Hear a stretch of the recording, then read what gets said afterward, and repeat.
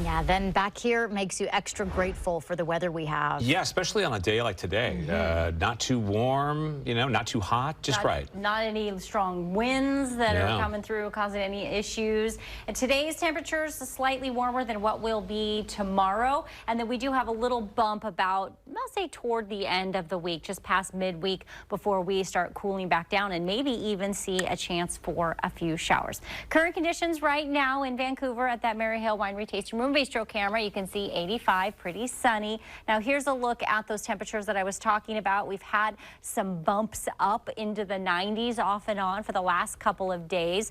As you see, the first part of this last 2 weeks, we kind of stayed at or below average, and then we saw that ramp up, almost made it to 100 on Thursday, and then cooled, broke what would have been another heat wave on Saturday by only making it to 86, but then ramped back up. And then you can see today we've made it to 87, so we're starting to cool back just a little. Some clouds sometimes can do that, or shift in things in the atmosphere, the environment around us. Right now we're looking at 86. You can see some 60s there along the coast, still in the 90s through the valley, and then into the mid 90s as you get out into the gorge. As far as the temperature change from yesterday, it is still a little warmer on the other side of the Cascades, but as far as for our part of the region, when we look into the gorge through the metro and valleys and out along the coast, everything is just slightly cooler, and we continue that for tomorrow. Here's a look at your temperatures for tonight. So we have those mid upper 50s along the coast, about the same for the Portland metro and valleys, and then 60s as you head east through the gorge,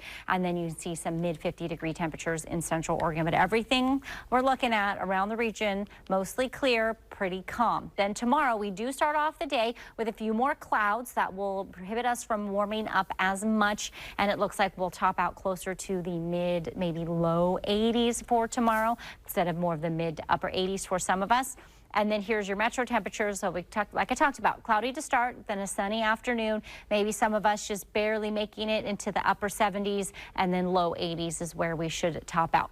We have a little bump in our temperatures. I mentioned just past midweek, you can see we potentially get into the 90s. Now here's the possibility of another low heat wave, and that's 3 days or more, 90 or above. We do have this high pressure that's just hanging around. It does build in just a little and then starts breaking down once we get through Thursday, and you can see brings a cooler environment, and that's what we're looking for, is to keep us a bit closer to average and not getting into anything that's excessively hot.